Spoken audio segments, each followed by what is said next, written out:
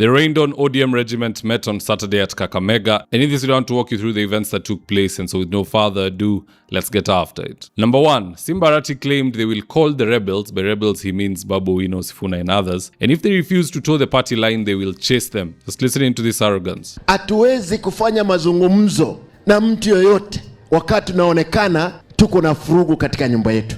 Kwa hivyo wale ndugu zetu wote tutakaa chini. Yule atakataa, mtoto akikataa tunaita yeye, tunapiga yeye kiboko, tunaombea kaa kando, tunaona kama ana BF. Kama sivyo anaishi kwa jirani. Amna ni magani? Si ndio? Kuna watoto wako na tabia mbaya, tutawaita. Wakikataa, tutawaleta kwa NDC, wapiwe kiboko, wakwende wakae kule chini.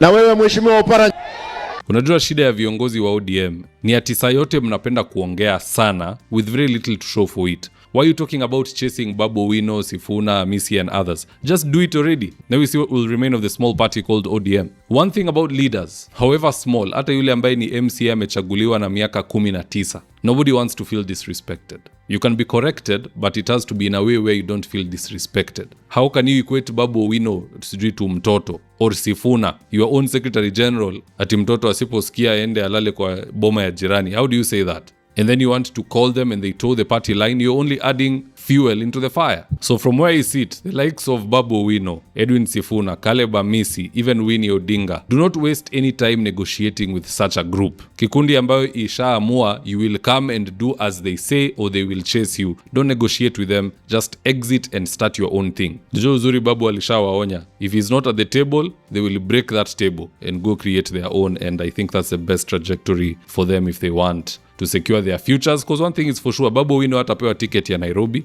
hata yeye anajua. They will wait for that day to punish him. Kuna watu wamekuwa wakisema amekosa nidhamu, and that is the day they will want to deal with him. Sifuna will also not be given the Nairobi ticket. That is a fact. ODM will likely stand down to back the UDA senatorial candidate in Nairobi. So don't wait for the flogging. Move on now while you can do it. Number 2, Oburu Odinga used a helicopter to Oparanya's home and he even spent the night there. Then they went together to the ODM delegates meeting where Oparanya was supposed to relinquish power to Fernandez Baraza as the new ODM point person in Kakamega. But guess what happened? Oparanya ran away, leaving everybody kwa mataa.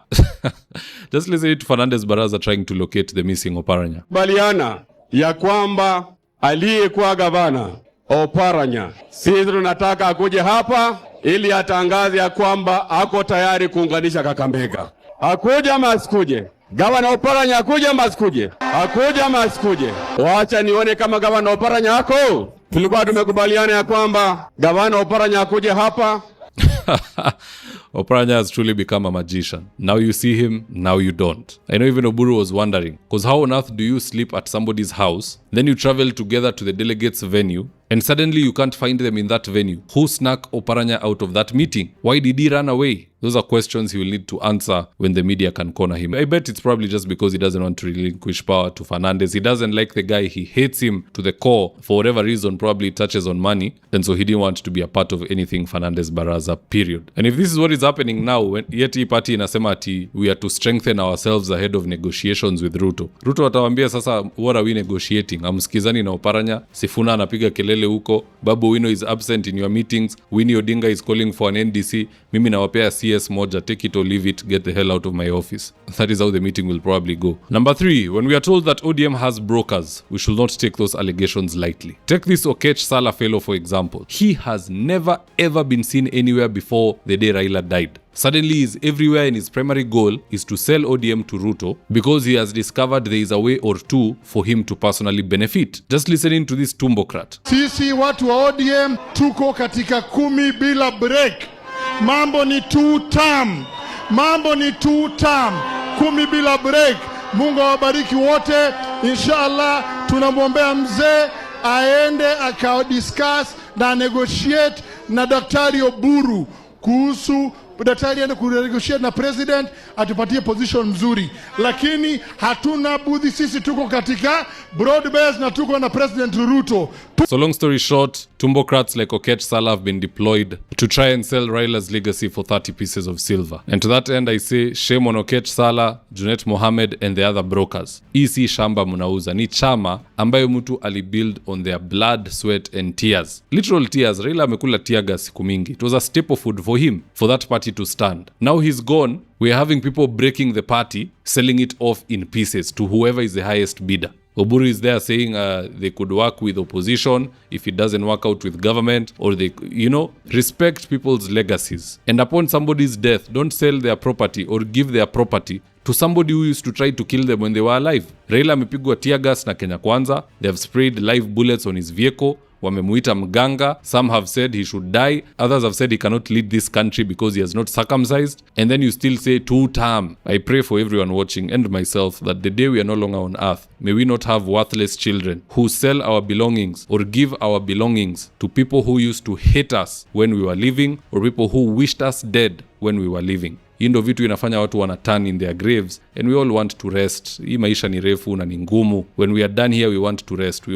don't want to hear some BS going on back there. Mtafanya Raila arudi na nyaunyo. But anyway guys, that's just my opinion. Do drop me your comments in the comment section below, and I'll do my best to read them and to give you a response. So with that, here are today's ads of the day. If you're in need of office petitioning or home interior works, i.e. kitchen cabinets, modern media walls, wall decoration, wainscoting, wardrobes, tiles, bathrooms, window blinds, gypsum and so on, reach out to Suima's Interiors at 07170 443 or info@suimas.co.ke, and they'll get all your needs sorted out. Whatever it may be, all interior works, these guys are the best at it. If you're in need of electrical wiring, solar installation or electrical fittings such as strip lights, snake lights, downlighters or chandeliers, contact Engineer Wycliffe at 0707 476602 and he'll get your house dapped up.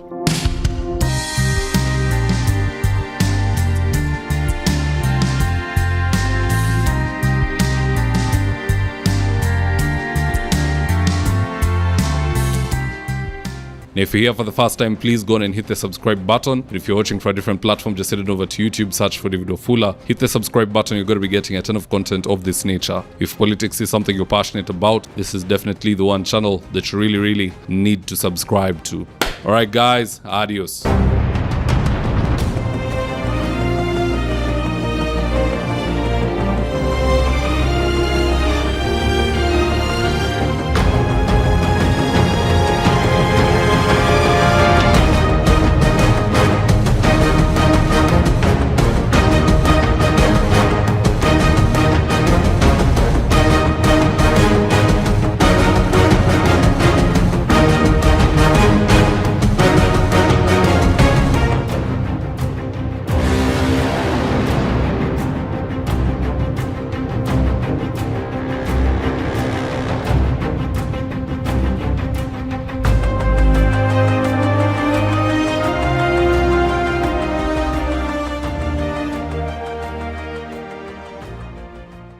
Thank you for choosing David Wafula as your primary news platform.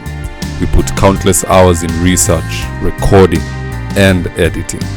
By showing up each and every day to watch our videos, you encourage us to generate more videos for the viewers. We are on a mission to inform, educate, and build a better tomorrow. To our thousands of followers in a world full of presidents, kings, and queens, you are the real gem. Adios.